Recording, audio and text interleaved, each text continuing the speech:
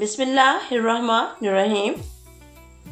زمین پر وہ جگہ جہاں مصنوعی جنت بنوائی گئی، سونے کے گھر، شراب اور دودھ کی نہریں بنوائی گئیں۔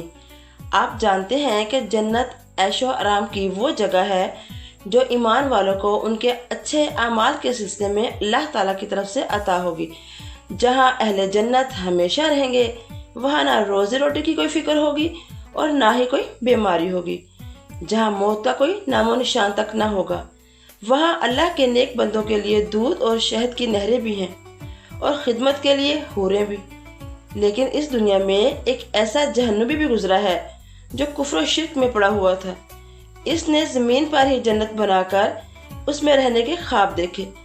اس نے زمین پر اپنے لیے جنت بنوائی، لیکن اس کا انجام انتہائی بھیانک ہوا۔ چلے آج ہم اس کے بارے میں جانتے ہیں۔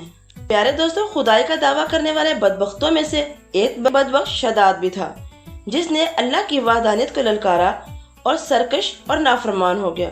شداد کون تھا؟ کس طرح اس نے اللہ کی نافرمانی کی اور خدائی کا دعویٰ کیا؟ اس کی بنائی ہوئی جنت کتنے سالوں میں تیار ہوئی؟ پھر اللہ تبارک و تعالیٰ نے کس طرح اس کو دنیا کے لیے عبرت بنایا؟ اس بدبخت کا انجام کیا ہوا؟ پھر کس طرح ملک الموت نے دردناک طریقے سے اس کی روح قبض کی؟ پیارے دوستو، ان تمام سوالات کے جوابات قرآن و حدیث کی روشنی میں آج ہم اس ویڈیو میں جانیں گے۔ سکپ کیے بنا ویڈیو کو پوری دیکھیے گا۔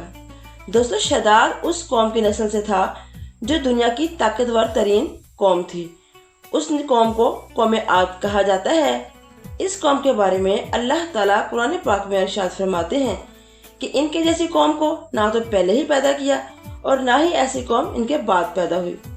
ناظرین، قوم عاد احقاف کے اندر آباد تھی۔ احقاف ایسی جگہ تھی جہاں ریت کے بلند و بالا ٹیلے تھے۔ احقاف کا یہ علاقہ یمن اور عمان کے درمیان بکھرا ہوا تھا۔ اس علاقے کے اندر قوم عاد 8,500 سال پہلے آباد تھی۔ اس قوم پر اللہ تبارک و تعالیٰ کا یہ کرم تھا کہ اللہ تعالیٰ نے اس قوم کو دنیا کی طاقتور ترین قوم بنایا تھا۔ اس کے علاوہ اللہ تعالیٰ نے اس قوم کو سرسبز و شاداب باغات اور وافر مقدار میں کھیت عنایت فرمائے تھے۔ ان کے پاس بے شمار جانور اور پینے کے لیے میٹھا پانی تھا۔ الغرض اللہ نے ان کو بے شمار نعمتوں سے نوازا تھا۔ چنانچہ اس قدر نعمتوں کی فراوانی کی وجہ سے یہ قوم بھٹک گئی اور اللہ کی نافرمان قوم ہو گئی اور یہ باغی ہو گئے۔ ان کی ہدایت کے لیے اللہ تعالیٰ نے حضرت ہود علیہ السلام کو مبعوث فرمایا۔ حضرت ہود علیہ السلام نے اللہ کے حکم سے اس قوم کو تبلیغ کی اور اللہ کی وحدانیت کی طرف بلایا، لیکن یہ قوم کفر و شرک سے باز نہ آئی اور حضرت ہود کا مذاق اڑانے لگی۔ ناظرین، شداد جو اسی قوم سے تھا اور وہ اسی قوم کا بادشاہ تھا۔ یہ دو بھائی تھے۔ روایات میں آتا ہے کہ ایک کا نام شداد تھا اور دوسرے کا نام شدید تھا۔ شدید پہلے بادشاہ بنا اور وہ فوت ہو گیا۔ اس کے فوت ہو جانے کے بعد شداد نے حکومت سنبھالی۔ اس طرح یہ دنیا کی سب سے طاقتور قوم کا بادشاہ بن گیا۔ پیارے دوستو، شداد ایک وسیع و عریض سلطنت کا بادشاہ تھا۔ شداد کی یہ بادشاہت یمن سے لے کر عراق تک اور بعض روایات میں ایران تک پھیلی ہوئی تھی۔ شداد نے اپنی طاقت کے زوم پر بڑے بڑے بادشاہوں کو اپنے زیر کر لیا تھا۔ چنانچہ اس بدبخت کو حضرت ہود نے سمجھانے کی بہت کوشش کی، لیکن اس کا دل بند تھا۔ چنانچہ جب حضرت ہود علیہ السلام نے شداد کو اللہ تعالیٰ کی وحدانیت کی طرف بلایا، خدا کی عبادت کرنے کا حکم دیا، اس وقت شداد اور حضرت ہود کے درمیان زبردست مکالمہ ہوا، جس کے نتیجے میں شداد نے حضرت ہود علیہ السلام سے پوچھا کہ اگر میں اللہ پر ایمان لے آؤں تو مجھے کیا ملے گا؟ اس وقت حضرت ہود علیہ السلام نے شداد سے فرمایا کہ تم پر جنت حلال ہو جائے گی۔ جنت کا نام سنتے ہی شداد حضرت ہود علیہ السلام سے پوچھنے لگا کہ یہ جنت کیا ہے؟ تو حضرت ہود علیہ السلام نے شداد کو جنت کا نقشہ بتایا اور جنت کی نعمتوں کے بارے میں بھی شداد کو بتایا۔ حضرت ہود علیہ السلام کی یہ بات سن کر شداد مسکرانے لگا اور حضرت ہود علیہ السلام کو دیکھ کر کہنے لگا، یہ کون سی بڑی بات ہے؟ ایسی جنت تو میں بھی تیار کر سکتا ہوں۔ حضرت ہود علیہ السلام نے شداد کو اس کفر و شرک سے روکنے کی بہت کوشش کی، لیکن یہ بدبخت باز نہ آیا۔ چنانچہ اس وقت شداد نے اپنی سلطنت کے بڑے بڑے کاریگروں کو اکٹھا کیا اور احقاف میں علم کے مقام پر 20 کوس لمبی اور چوڑی جنت بنانے کا کام شروع کیا۔ چنانچہ شداد کی تیار کی جانے والی جنت میں سونے اور چاندی کی اینٹیں لگائی گئیں اور جواہرات بھی لٹکائے گئے۔ اس بدبخت شداد نے اپنی اس بنائی جانے والی جنت میں شہد، دودھ اور پانی کی نہریں بھی رواں کر دی۔ دنیا جہان کے درخت، پھول، پودے بھی لگوا دیے اور اس جنت کو طرح طرح کے جواہرات سے بھی مزین کر دیا۔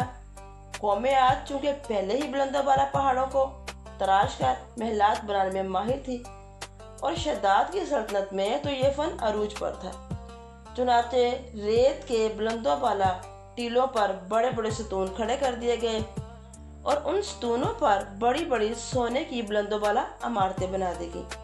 شداد نے یہ فیصلہ کیا تھا کہ جب تک اس کی بنائی جانے والی جنت تیار نہ ہوگی، اس وقت تک وہ اپنی جنت کے اندر قدم نہیں رکھے گا۔ چنانچہ شداد کے حکم کے مطابق جنت تیار ہونے لگی۔ شداد اپنے محل میں بے صبری کے ساتھ اپنی جنت کے مکمل ہونے کا انتظار کرنے لگا۔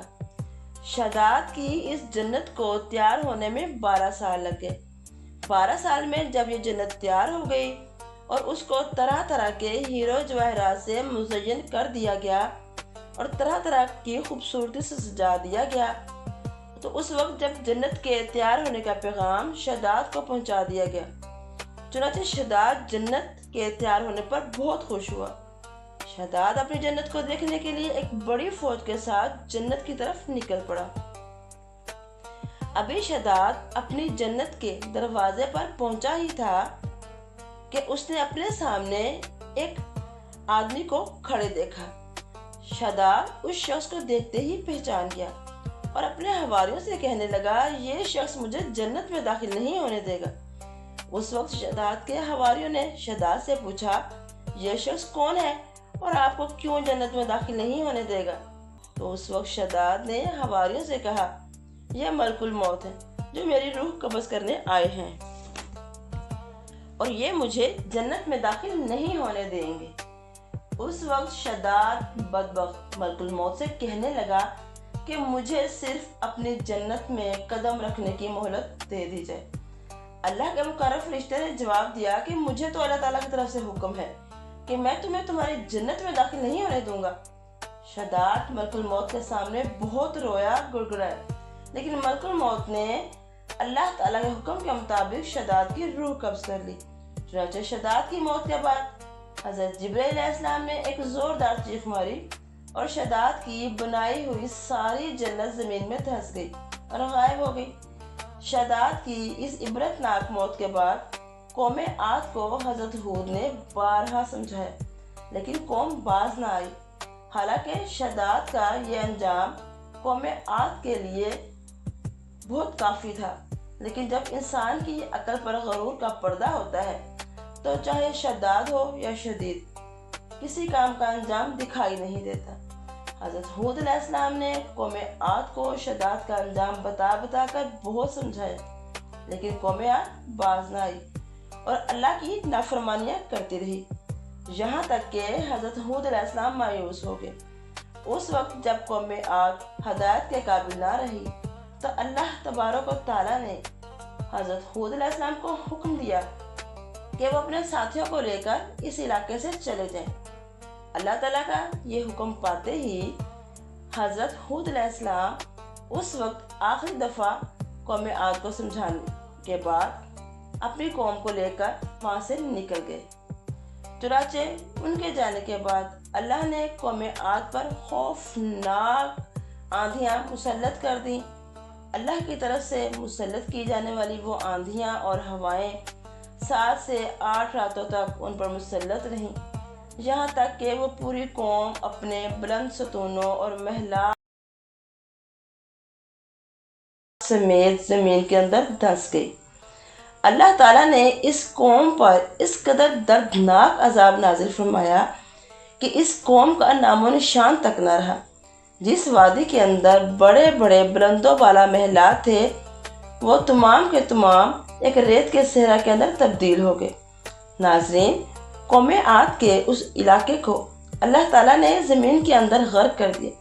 وہاں صرف ریت کے ٹیلے بچے، کسی بھی چیز کا نام و نشان نہ رہا۔ پیارے دوستو، اس طرح اللہ تعالیٰ نے شداد کو اور اس کی قوم کو عبرتناک سزا دی اور انہیں صفا ہستی سے مٹا دیا۔ اللہ تعالیٰ سے دعا ہے کہ وہ ہمیں عاجزی و انکساری سے زندگی گزارنے کی توفیق دے اور اسوہ حسنہ پر چلنے کی توفیق دے۔